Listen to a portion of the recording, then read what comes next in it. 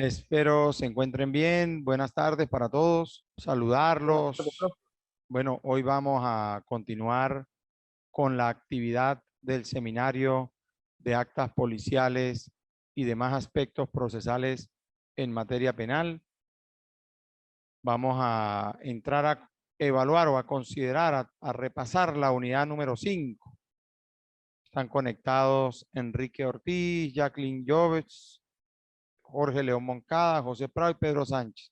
Esperemos que se conecten más compañeros en el desarrollo de la actividad del día de hoy. Bueno, hoy nosotros vamos a ver en este módulo todo lo que tiene que ver con la regulación constitucional y legal de la prueba en el proceso penal, la evidencia física y el elemento material probatorio, la incidencia de la inspección que se realiza sobre el tema de la cadena de custodia, el fundamento legal de la cadena de custodia y el principio de mismidad y registro de continuidad de la evidencia física. A lo mejor ustedes van a percibir que algunos puntos tratados hoy han sido ya referidos en clases anteriores, porque es imposible hacer mención a ello cuando nos referimos a aspectos de las unidades 1, 2, 3 y 4. Sin embargo, vamos a empezar con la regulación constitucional y legal de la prueba. Para hacer la clase interactiva, yo quisiese, o quiero más bien, oír de alguno de ustedes cuál podría ser el fundamento constitucional de la prueba lícita. ¿Cuál es el fundamento constitucional? Es un artículo que yo he venido señalando en cada actividad de videoclase que hemos tenido. No sé si alguno de ustedes se atreve a decirme qué artículo de la Constitución dispone la regulación constitucional de la prueba en el contexto de la licitud. Jacqueline, adelante. Profe, creo que es la del artículo 49, numeral 1.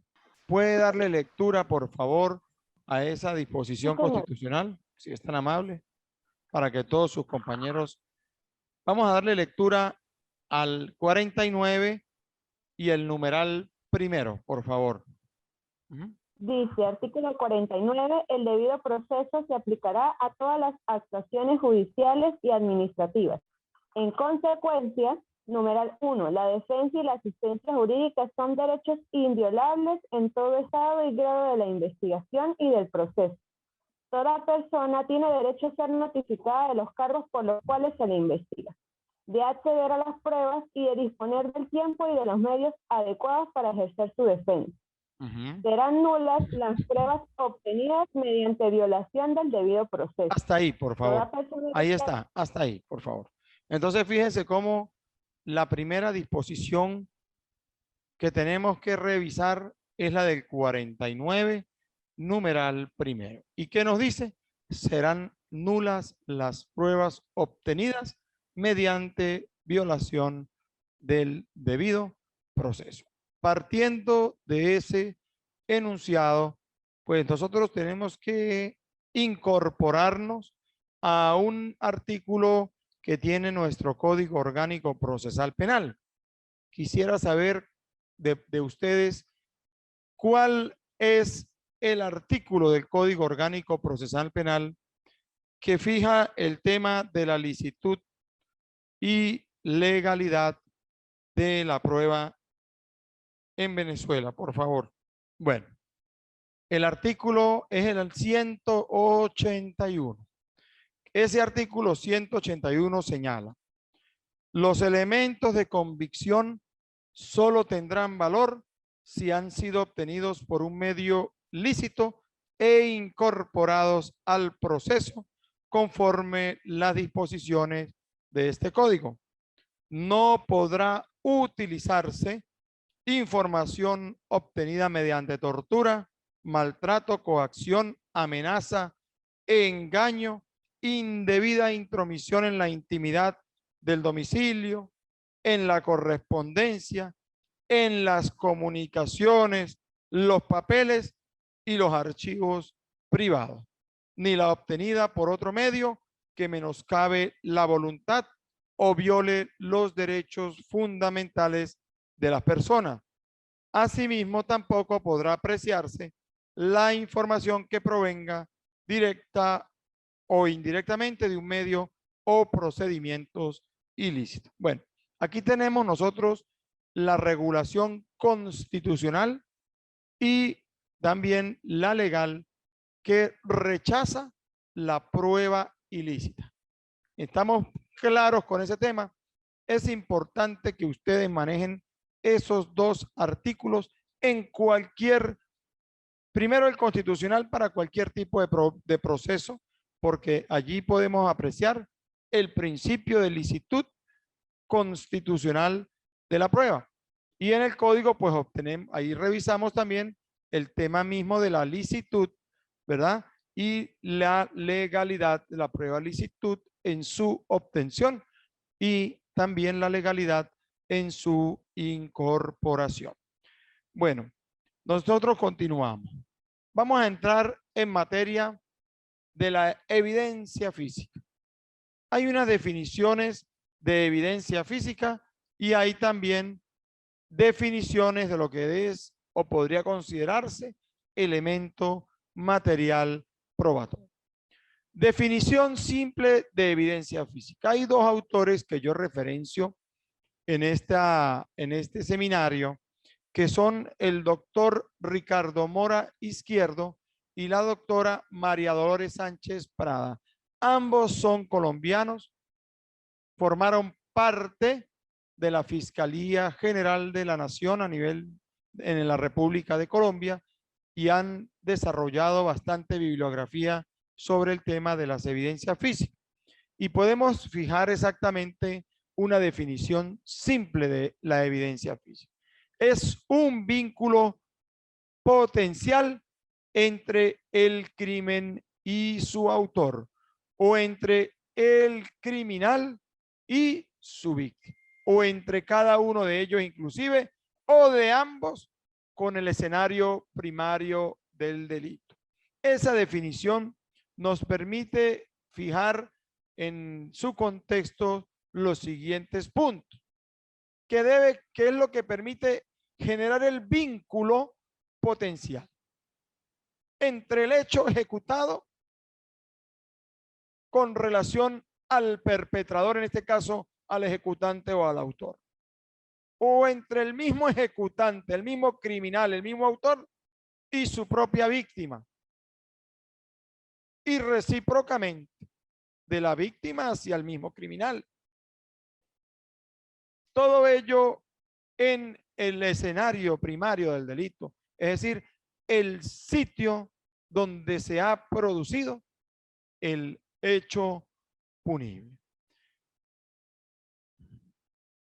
Esa definición simple la podemos comparar con otra definición que es de mayor extensión, es más amplia. Y estamos hablando de los mismos autores, de los estudiosos Mora Izquierdo y Sánchez Prada.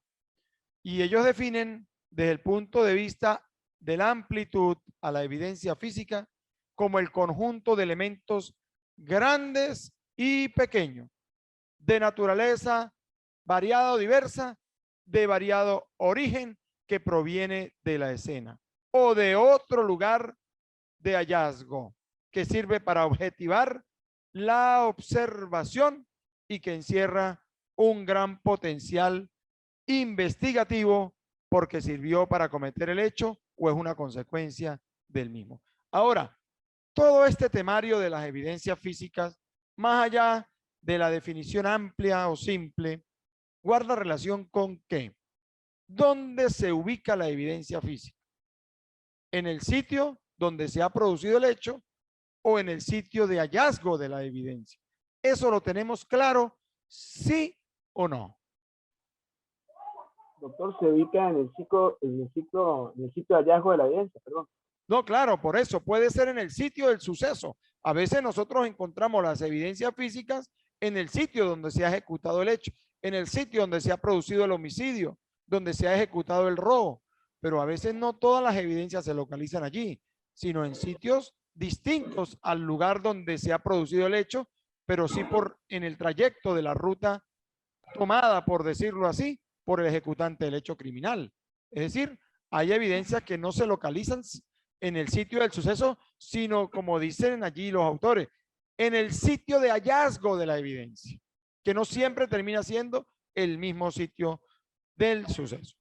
Pero también es importante destacar que todas esas evidencias que se encuentren en los sitios de suceso o en los sitios de hallazgo de las evidencias, que no son los sitios de suceso, deben estar descritas en una inspección, en un acta de inspección, como lo manda el artículo 186 del Código Orgánico Procesal Penal.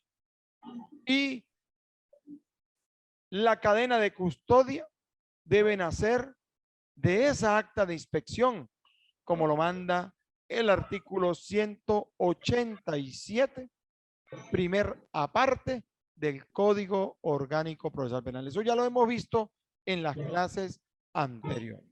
¿Hasta aquí vamos bien o hay alguna duda?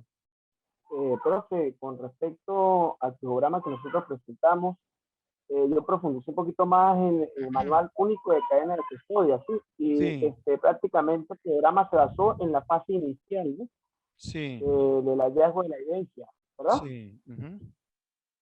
Ah, ok, profe, porque estaba viendo que tiene 4 fases. Sí. La inicial, la judicial, me falta Sí. una, y la final. Sí, ¿qué es lo que Okay, pasa? entonces nosotros... Recuerden que los primeros en llegar al sitio del suceso normalmente son los funcionarios policiales. Ellos tienen el control del sitio del suceso desde los actos iniciales de la investigación. Lo que no se haga en esa parte o en esa fase inicial, difícilmente se podrá obtener en las fases subsiguientes. Es sumamente importante poder controlar desde el punto de vista probatorio, por llamarlo así, el sitio y tratar de colectar con los protocolos ya vistos cada una de las evidencias físicas localizadas en el sitio a fin de preservarlas, someterlas al dictamen pericial correspondiente y asegurar su resguardo en las salas de evidencia de cada organismo actuante o del mismo laboratorio criminalístico que cumple con el dictamen pericial. También tenemos la evidencia física potencial.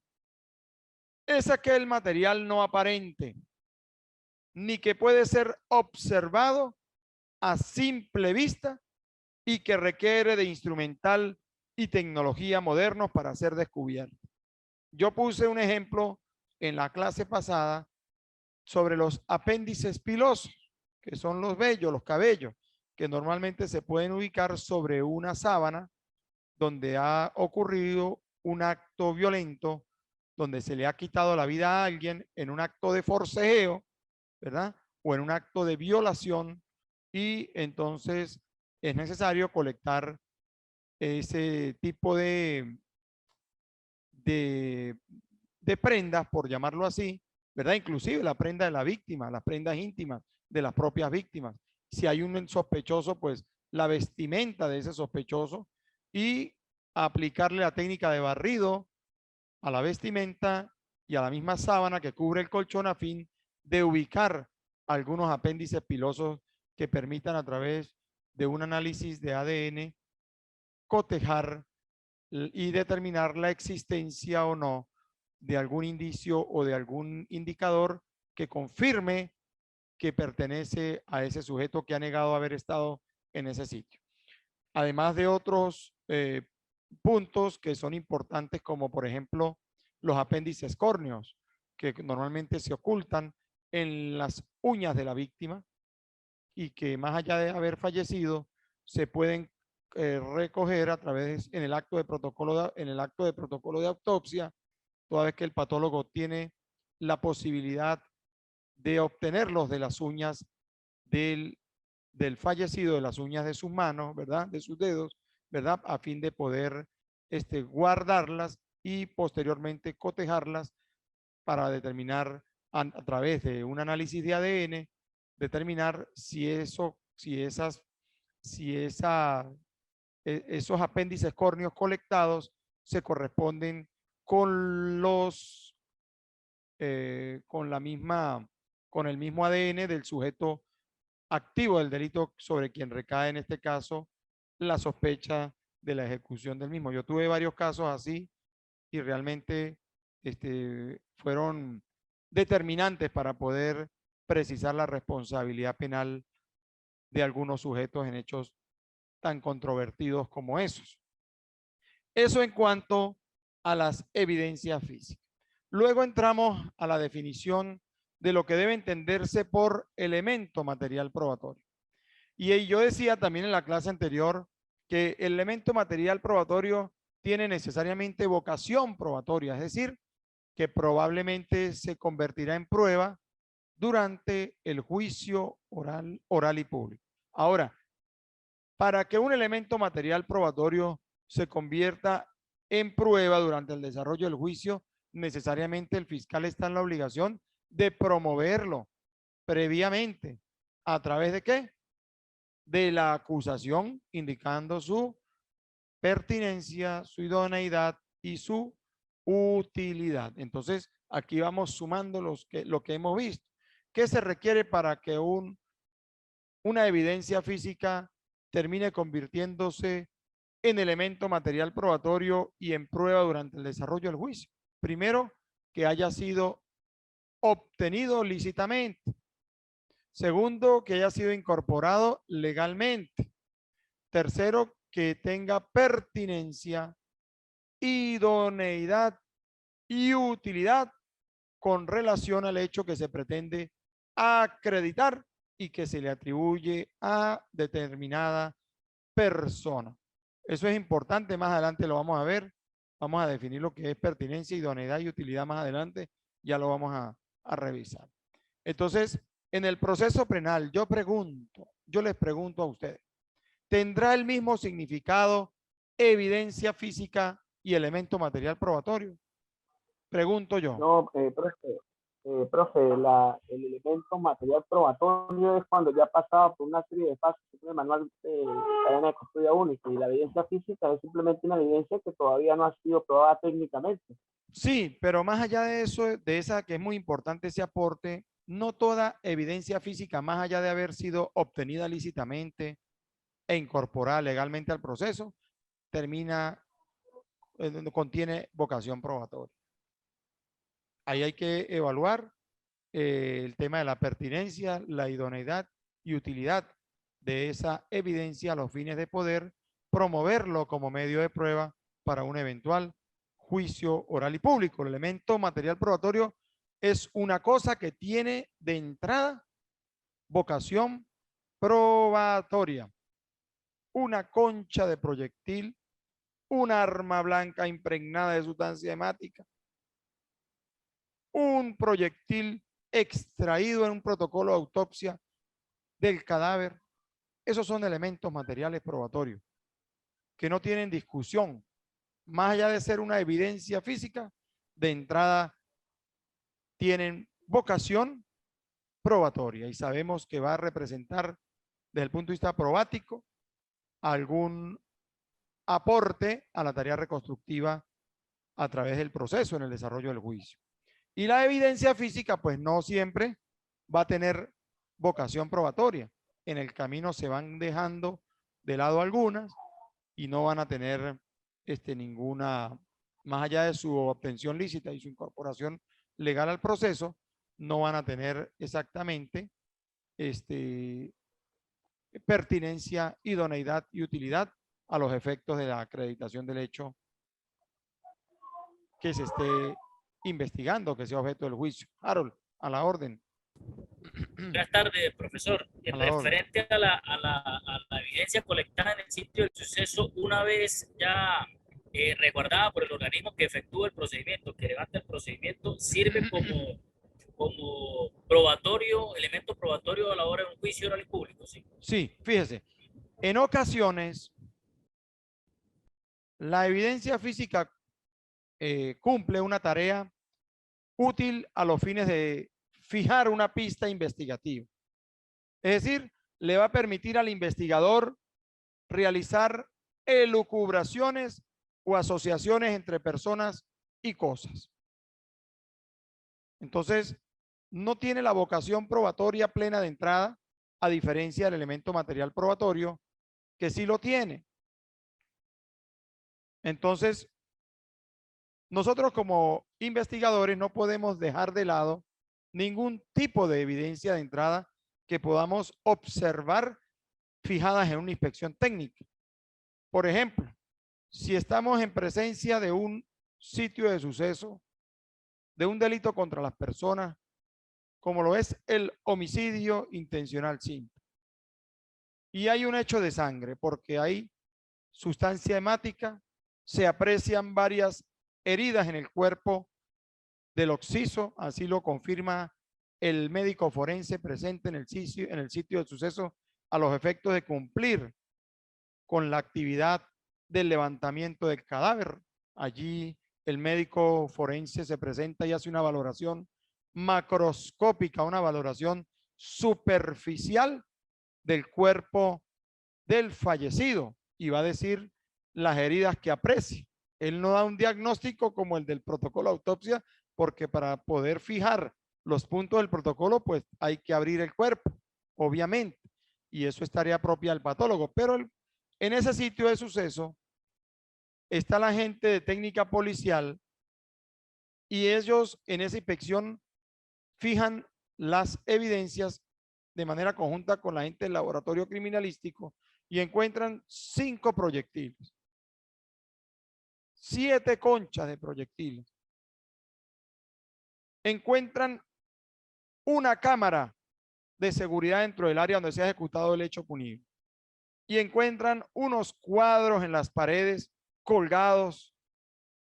Esos cuadros, desde el punto de vista, más allá de ser evidencias fijadas en el sitio del suceso, halladas y fijadas en la inspección, pues no tienen vocación probatoria. Sin embargo, las otras evidencias que se están colectando, como los proyectiles, las conchas, la fijación que ha dejado la cámara de seguridad, pues esos son evidencias que van a tener vocación probatoria y es por ello necesario manejar exactamente esa distinción. Entonces, es importante que ustedes tengan muy presente ello. Por ejemplo, a lo mejor X persona estuvo 2 días antes en esa oficina donde se produjo el homicidio y dejó su cédula de identidad sobre el escritorio. Pero en la cámara quedó registrado que esa persona que vino a esa oficina a X actividad entró y salió sin mayores inconvenientes y quedó su cédula de identidad allí. Entonces, fíjese cómo esa cédula es una evidencia física que podría hacer presumir que la persona que ejecutó el hecho dejó su cédula botada en el sitio y no siempre va a ser así. Entonces, esa evidencia física, una vez aclarado el tema con el video y con la entrevista que le puedan hacer al titular de esa cédula y se demuestre que él entró y salió el día y el homicidio fue el día siguiente, pues obviamente, más allá de ser una evidencia física, no va a tener vocación probatoria. ¿Está claro ese tema? ¿Está claro? Claro, clarísimo. Doctor, Estamos avanzando. Bueno, nosotros tenemos que hablar de algo en lo que yo he venido reiterando siempre. Y yo le digo a ustedes esto porque cuando ustedes tengan la oportunidad de asumir el rol de abogados defensores en el área penal, van a percibir la poca importancia que en un proceso penal muchos le dan al tema de la cadena de custodia. Ellos miran el resultado de lo colectado en el dictamen pericial, pero cuando usted en una audiencia de manera legal argumenta la nulidad de esa prueba obtenida con violación al debido proceso porque carece de cadena de custodia o porque la cadena de custodia presenta fallas, parece mentira, pero es casi que imposible obtener un pronunciamiento favorable. Y es que precisamente el proceso gira en torno a las pruebas y no solamente el proceso penal, cualquier proceso. Y la cadena de custodia, pues, es una garantía legal para el manejo idóneo de las evidencias. ¿Qué se busca con esa cadena de custodia? Evitar que primero la modificación, alteración o contaminación de esa evidencia desde el momento de su ubicación en el sitio del suceso o en el lugar del hallazgo de esa evidencia. Pero no solamente allí, sino busca evitar que en ese trayecto de manejo de la evidencia, desde su ubicación, se cumplan los protocolos que nos exige, en este caso, el manual de evidencias y el mismo artículo 187 del Código Orgánico Procesal Penal, artículo, por cierto, bastante largo, ¿verdad? Entonces, y busca preservar esa evidencia tanto desde su hallazgo hasta su culminación o hasta la culminación del proceso. Entiéndase aquí el análisis pericial que le hace el experto y luego el resguardo en el sitio destinado por el organismo policial actuante o del mismo laboratorio, que es el área de resguardo de evidencia. Recuerden que el área de resguardo de evidencias es el sitio destinado en los cuerpos policiales, en los cuerpos militares o en laboratorios criminalísticos para el resguardo y el control de las evidencias a los fines de dar cumplimiento a la norma legal vigente a fin de preservar la misma. ¿Verdad?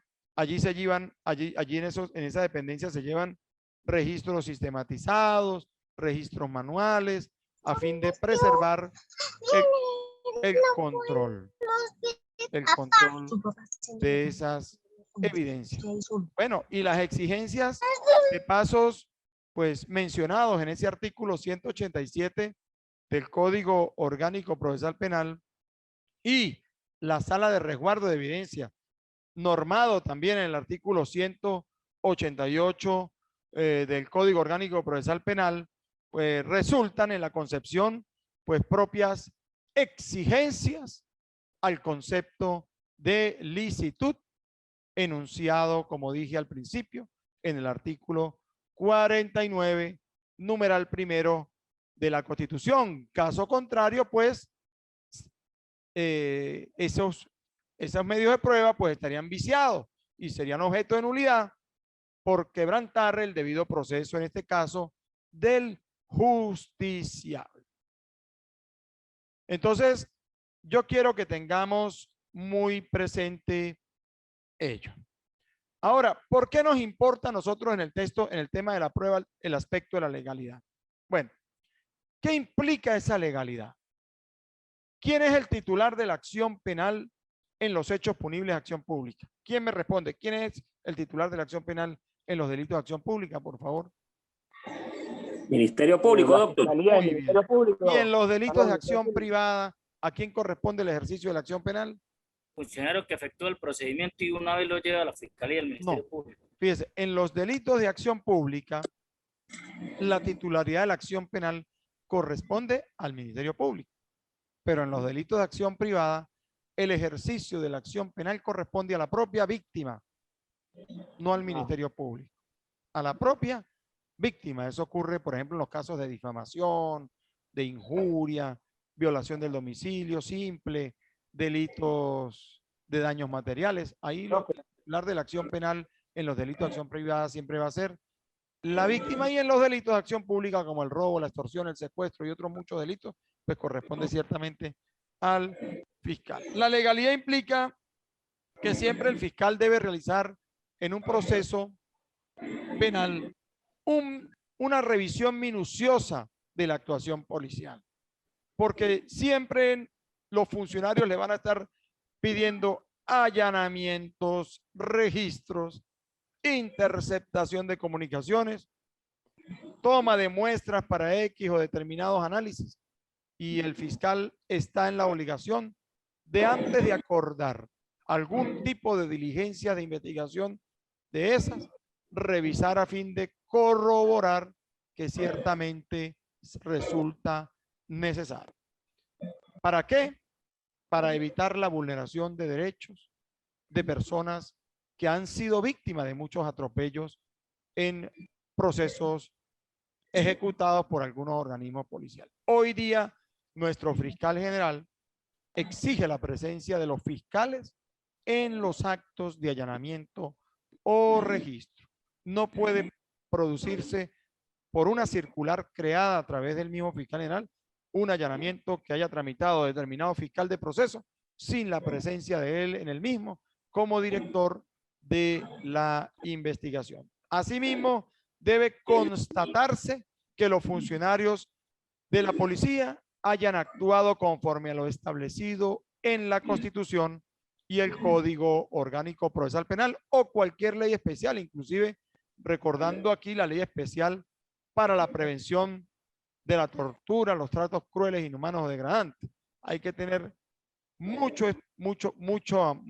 hay que poner mucha lupa en los procedimientos policiales a fin de velar por la correcta administración de justicia. Recuerden que el Ministerio Público es un órgano, más allá de ser el titular de la acción penal, es un garante de la constitucionalidad y de la legalidad en Venezuela, por mandato expreso de la misma Constitución y en la misma ley orgánica del Ministerio Público.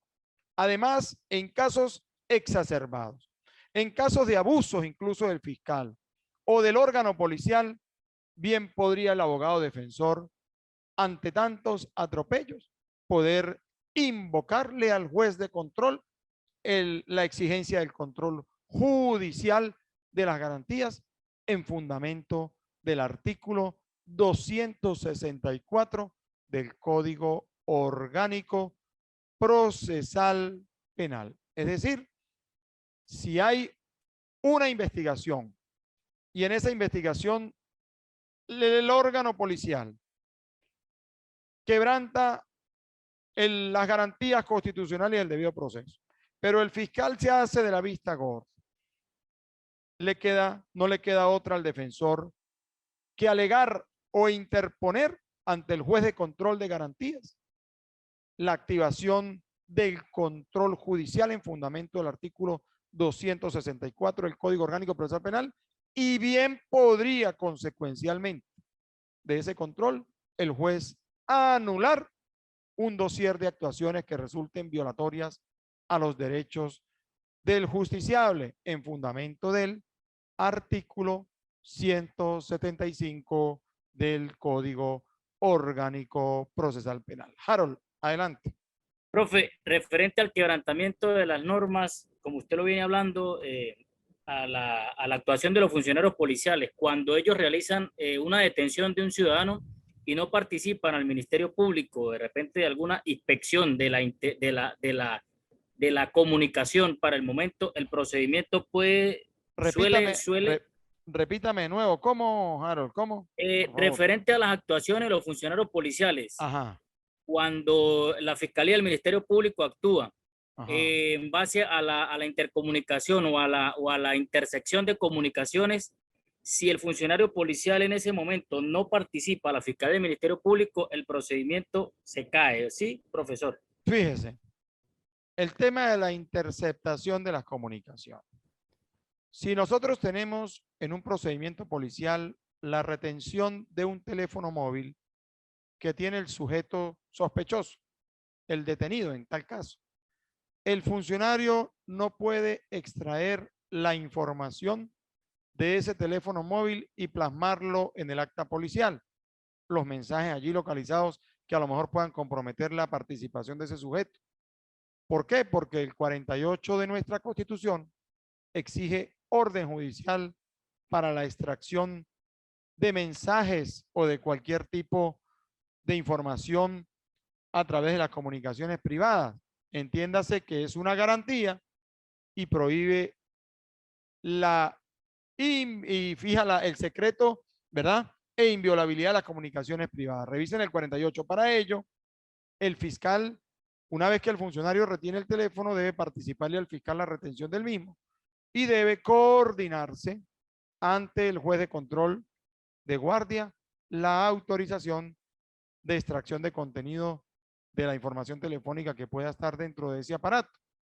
Pero, de no ser así, pues, y el funcionario apresuradamente extraer la información del teléfono y publicarla en el acta policial, pues estaría incurriendo en un vicio de nulidad y estaría destruyendo un elemento material probatorio sin posibilidades de recuperación, porque una vez publicado y una vez anulado por el juez de control, no hay posibilidades de poder autorizar una extracción sobre algo que ya ha sido debidamente anulado. Entramos a la utilidad y pertinencia. Doctor, disculpe. ¿Quién es? Jorge León. A su Sí, orden, Jorge. Doctor, solamente el Tribunal del Control es el autorizado para hacer, vamos a decir así, ordenar el vaciado del teléfono. El Ministerio Público, por medio de la orden de inicio de investigaciones, no lo puede ordenar. No.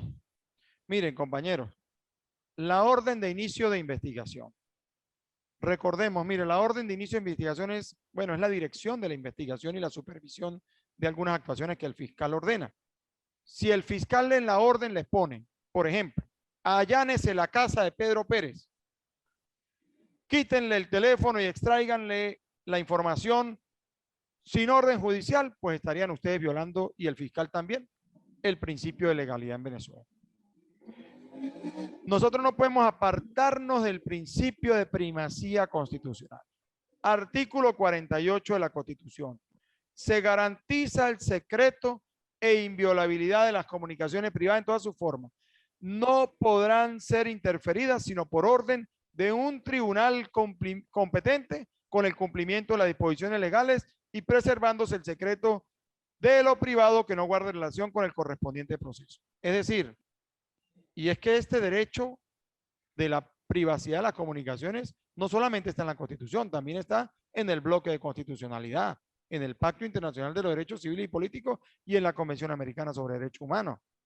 Es decir, y por eso es que en nuestro código, en los artículos 204, si mal no recuerdo, 205 y 206, fija la necesidad de poder tener autorización judicial para la interceptación o grabación de comunicaciones privadas, y entiéndase que no solamente se trata del teléfono, las cartas, los documentos íntimos de las personas. Eso tiene una protección constitucional.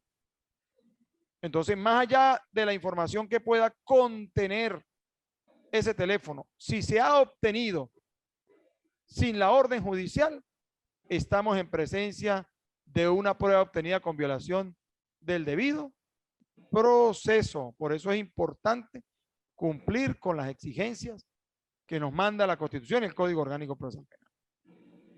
Entonces, fíjense, vamos a hablar de la utilidad y pertinencia de la prueba.